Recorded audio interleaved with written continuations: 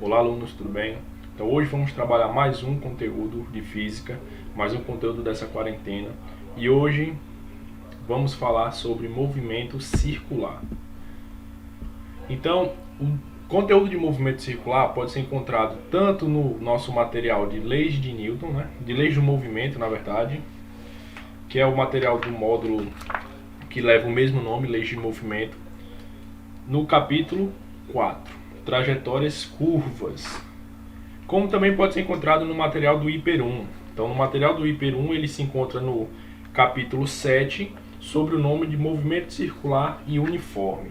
Então, hoje, vamos ver toda a nossa base de estudo dos movimentos circulares, para que quando a gente, posteriormente, engaje nesse estudo de movimento circular uniforme, a gente tenha toda a nossa base bem fixa para construir a nossa casa. Então, o que seria um movimento circular? Nota só essa imagem. Nessa imagem, a gente tem alguns motoristas que eles estão fazendo um trevo, Na verdade, Então, o que seria um movimento circular? Nota essa imagem. Essa imagem, ela está mostrando para a gente alguns motoristas em um contorno de trânsito, fazendo uma giratória. Agora, nota só. Se você para analisar cada um deles, cada um está com uma velocidade nessa direçãozinha aqui. Nota aqui. Vou colocar esses dois. Essa velocidade, se você parar para ver bem, é sempre em linha reta. Mas o que é que vai fazer esse carro fazer essa curva, esse movimento circular? O que acontece é que quando o nosso veículo ele entra em uma curva, vai existir uma certa força que é perpendicular é o que faz um ângulo de 90, com a força que gera essa velocidade. E o que acontece?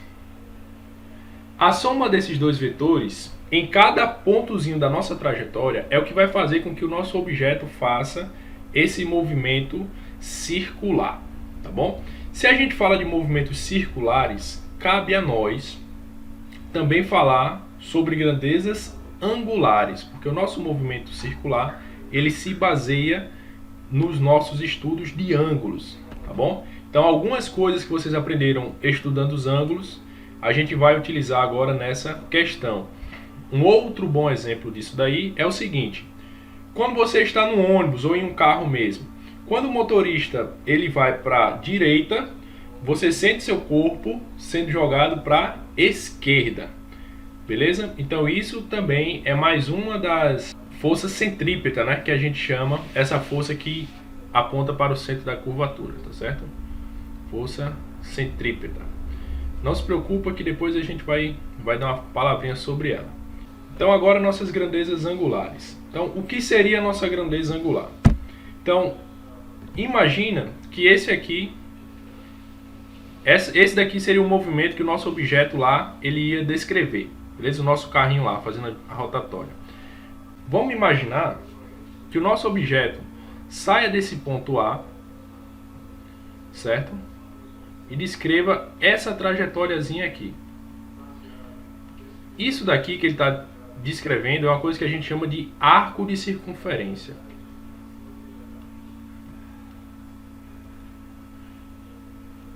Arco de circunferência. Esse arco, ele está ligado, ele está relacionado com esse ângulozinho aqui. E esse ângulo recebe o nome de ângulo central, que eu vou chamar de θ.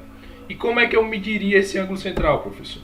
O ângulo central, ele se relaciona com esse comprimentozinho aqui, que eu vou chamar de S, e com a distância daqui para aqui, que em uma circunferência a gente já viu que recebe o nome de raio, Vocês já devem estar saturados de estudar isso. Então, esse ângulo θ, ele vai ser definido como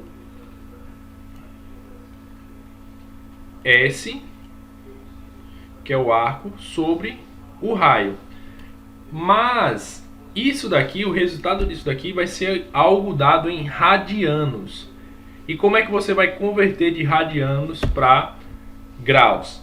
Então, o que você tem que lembrar é que um π radiano, um π rad, equivale, né, a 180 graus. Então você teria aqui x tá para y, né? X está para y. Então aqui você faria uma regra de 3 simples, e aí você descobriria ou x, que aqui vai ser dado em radianos, ou y, que vai ser dado em graus. Então você pode usar essa relação para conseguir calcular esse arco de circunferência, beleza? Por que isso vai ser importante? A gente vai ver mais adiante que o nosso objeto ele vai ter uma velocidade nesse trajeto. Então, através dessa relação, a gente vai conseguir descobrir qual vai ser essa velocidade. Então, vamos lá. Se eu quisesse, professor, saber o comprimento do arco da circunferência, então, imagine que o objeto estava aqui, né? E se deslocou até aqui em cima. Então, com isso daqui, eu consigo calcular esse arco. Lembra lá, como é que eu calculava θ? Θ vai ser S, né, sobre R. Então, o nosso S ou ΔS, vou chamar de Δθ aqui, para ficar mais fácil. Eu tenho que, o meu deslocamento vai ser Δθ vezes o raio, beleza? Então, daí, eu tenho uma relação que vai me dar a variação do espaço, né? O meu deslocamento, na verdade, com relação a esse espaço. A gente já viu em aulas anteriores que a nossa velocidade média ela vai ser uma taxa de variação do espaço em relação ao tempo. A taxa de velocidade angular vai ser a variação do ângulo no tempo, né? Ela vai ser denotada pela letrinha grega ômega. E como é que a gente calcula isso? A nossa taxa de velocidade, ômega, vai ser Δθ sobre ΔT. E como seria Δθ? O Δθ, a gente já viu, né? A gente pode ver anteriormente, vai ser ΔS sobre ΔR. Decore isso daqui, ó, tem essa informação aí, mas isso aqui vai ser ΔS sobre R, e aqui ΔT. Nisso daqui, ó, a gente tem uma relação que diz o seguinte: ômega, quer dizer, quando a gente tem uma divisão de frações, a gente repete o de cima sobre R vezes o inverso da de baixo, ΔT sobre 1. 1 sobre ΔT. Então, daqui eu tenho que ômega vai ser ΔS sobre R vezes ΔT. Só que ΔS sobre ΔT, a gente sabe que é uma relação que a gente conhece, que vai ser a nossa relação de velocidade média. Então eu tenho que a velocidade angular vai ser a nossa velocidade média, escalar média, né, dividido por R.